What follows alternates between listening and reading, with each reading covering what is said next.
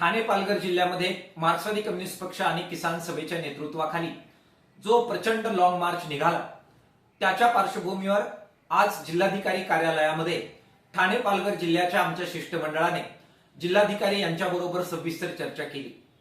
आमच्या ज्या स्थानिक मागण्या आहेत त्याच्याबाबत नक्कीच सकारात्मक चर्चा झालेली आहे। विशेषतः वन जमिनीचे पट्टे नावावर करण्याची मागणी आहे, गायरान देवस्थान जमिनी नावावर करण्याची मागणी आहे आणि त्याचप्रमाणे अन्यायकारक पद्धतीने स्मार्ट मीटर आदिवासींवर जी लावली त्याच्यामुळे जे चुकीचे बिल आले यासारख्या स्थानिक मागण्यांच्या बद्दल चर्चा झालेली आहे। मात्र मुख्य मागण्या ज्या राज्य सरकारशी संबंधित आहे त्याच्यामध्ये वाढवण बंदर हे रद्द करण्याची मागणी स्थानिकांनी आणि आदिवासींनी केलेली आहे।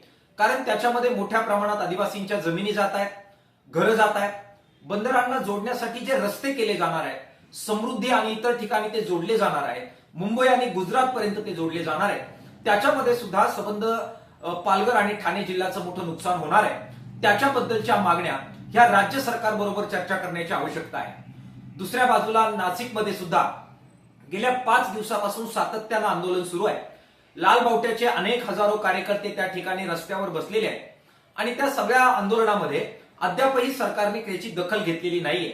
ही सगळी परिस्थिती पाहता कदाचित नाशिकचे लोक सुद्धा ज्याप्रमाणे ठाणे पालघरचे लोक चालत आले तसंच नाशिकचे ग्रामीण भागातून लोक हे नाशिक शहरामध्ये येतील अशा प्रकारचे विचार आणि परिस्थिती निर्माण झालेली आहे। किसान सभा आणि पक्षाचे आमचे सगळे नेते या सगळ्या परिस्थितीवर विचार करतील आणि ठोस निर्णय घेतील। स्थानिक मागण्या सुटल्या त्याचं स्वागत, मात्र ज्या राज्यस्तरीय मागण्या आहेत त्याच्यासाठीचा संघर्ष पुढे कसा करायचा याच्याबद्दलची दिशा मार्क्सवादी कम्युनिस्ट पक्ष आणि किसान सभा घेईल।